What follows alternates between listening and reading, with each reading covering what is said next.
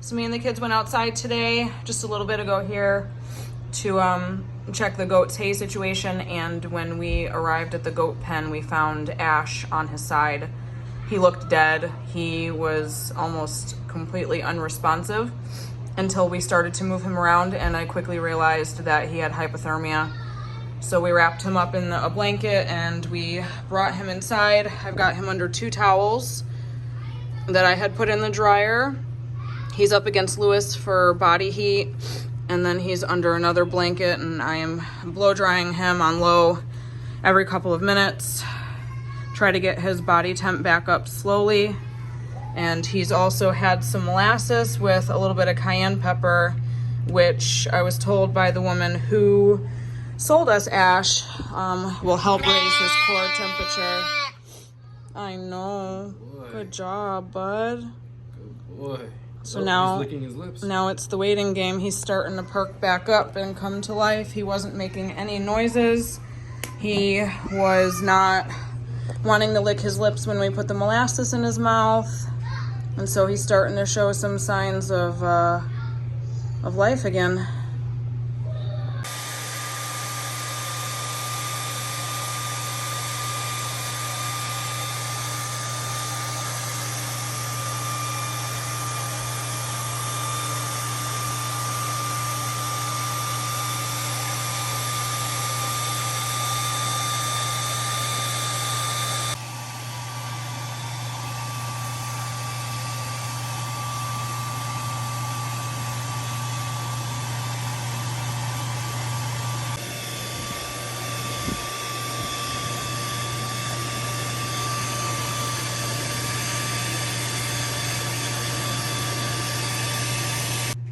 Does he want to get up?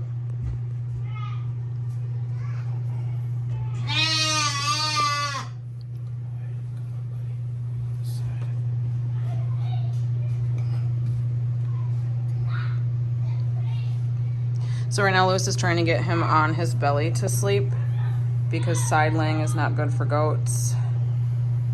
We're also trying to see if he can and wants to get up on his own. That's our goal, is to get him standing again.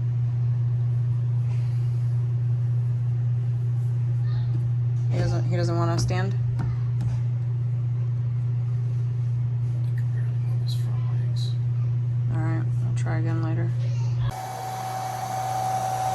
So right now I've tented the blanket and I'm blowing the hot air into it to help warm him up. He doesn't seem to want to stand up on his own yet, but he's not declining, so we're just gonna keep doing what we're doing.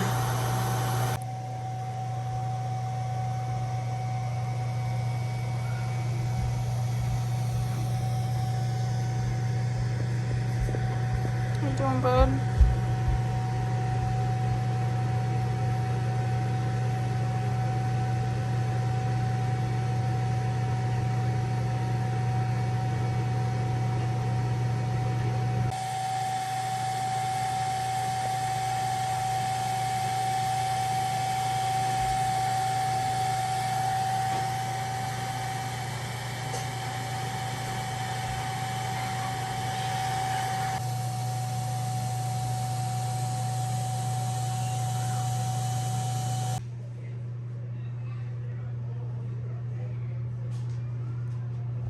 Stay with me, bud. Come on. Stay with me. Come on, perk up. Gotta stay awake. Gotta stay awake. Gotta stay awake. Ash. Gotta stay awake, bud. Come on. Let me feel your mouth. No, he's mad at me.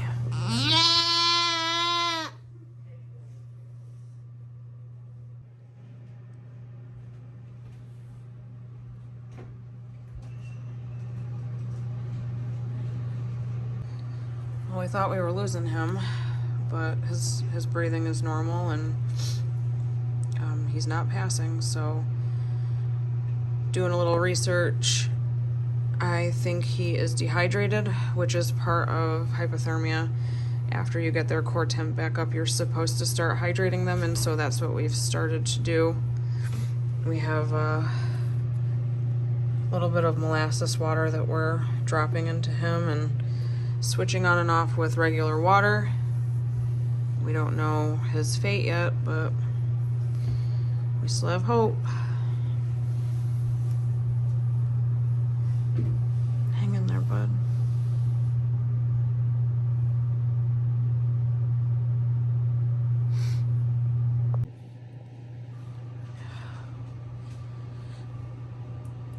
Sorry, bud. Tried everything.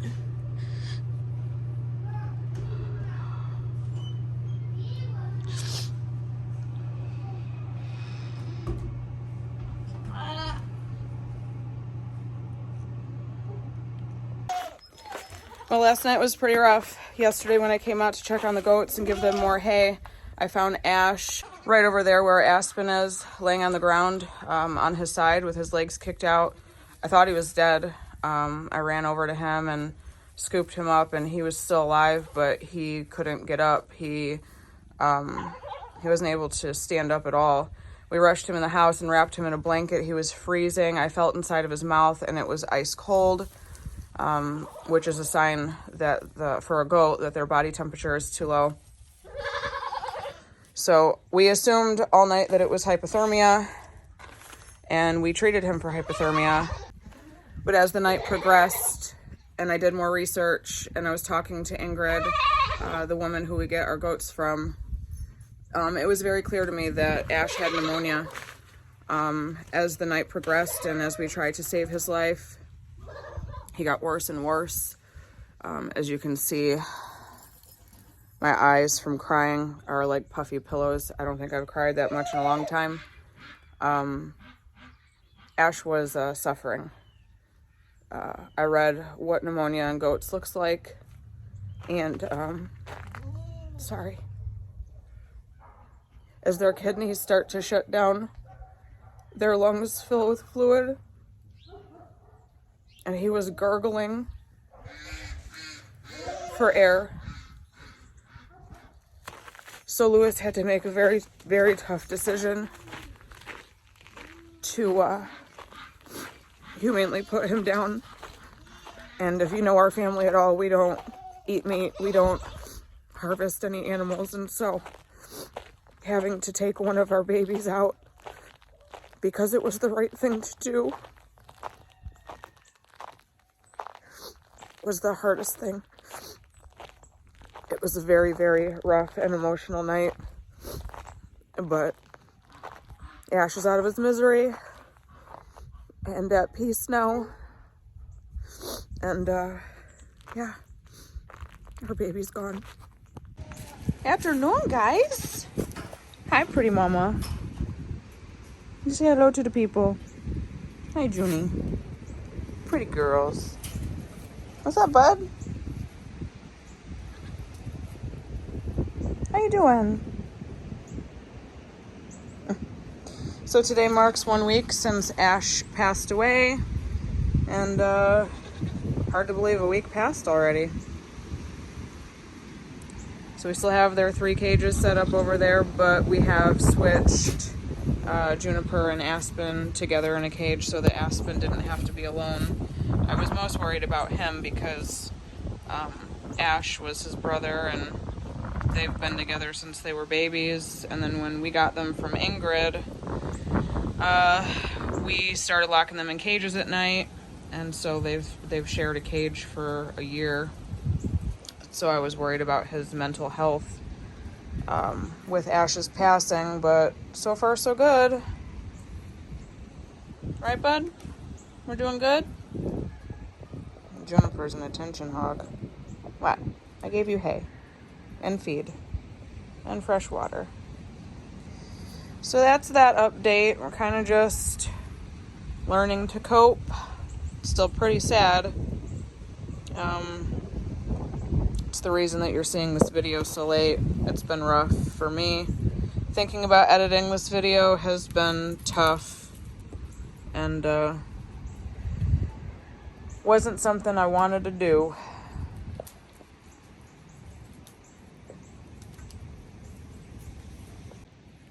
So we got this brat in jail today. Snap from our bantam coop.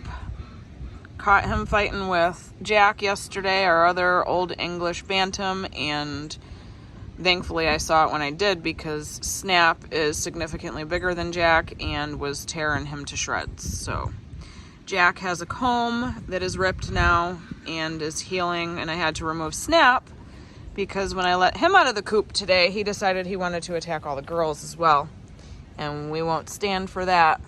Jaden brought this sweet girl in because she's getting trampled in the run. Hi, sweet girl. So she's on the mend. It's a beautiful day though.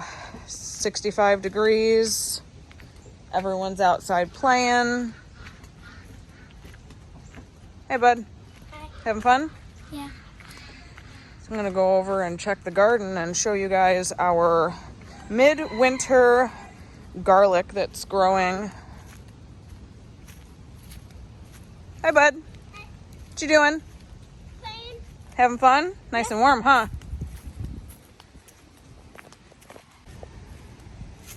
So when we got those extreme negative temps, it looked like it killed off our garlic, and I was so upset. All the garlic like died back and just shriveled and was real nasty. But there wasn't much I could do except leave them and see what would happen, and thankfully I didn't fuss with them because once the temperatures warmed back up, they all came back to life. So these will be ready to pick probably mid to end of May. Not doing too bad.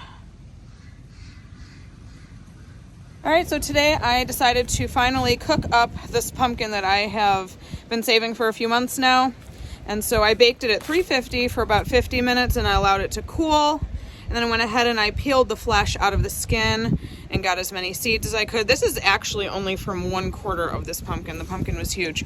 So we are gonna feed this to the goats and to the chickens today. So pumpkin is high in vitamin A and vitamin E as well as folate and fiber. But the best part about feeding your goats, chickens, and ducks pumpkin is that it is high in cucurbitacin, which makes this a great natural dewormer. And so our monthly plan is to feed this to our goats. That way we don't have to use any chemical dewormers. You ready to eat this?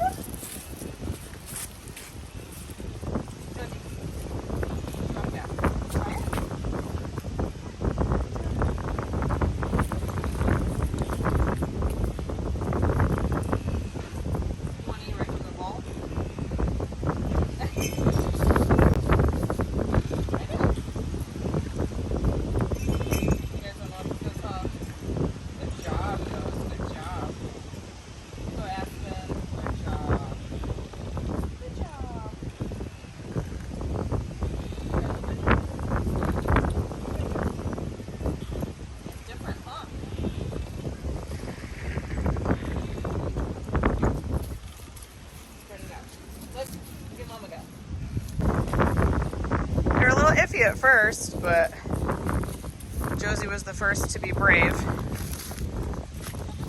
You like that, Josie? Good girl. Gobble up those seeds. I don't know that we're gonna get Juniper to eat any. Juniper's weird with new foods. She actually didn't eat anything besides grass and hay until we brought Josie home. And then she started to get curious because Josie was curious about eating food. But I don't think she likes pumpkin. Good job, Josie. Hey, bud. How you doing today? It's on the ground, guys. Go eat it. You want a snack?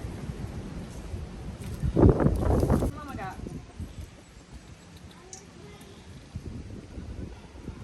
Oh, they got you in here.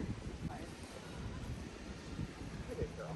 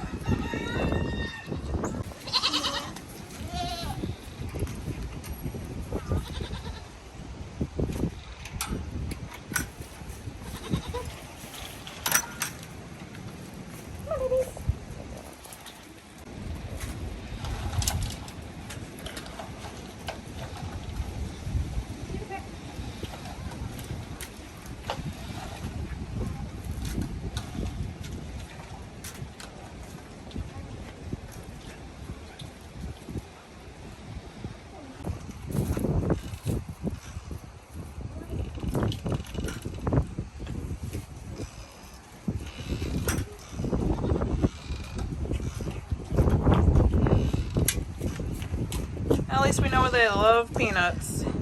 Hopefully they'll get used to the pumpkin. Yeah, you gotta eat the pumpkin.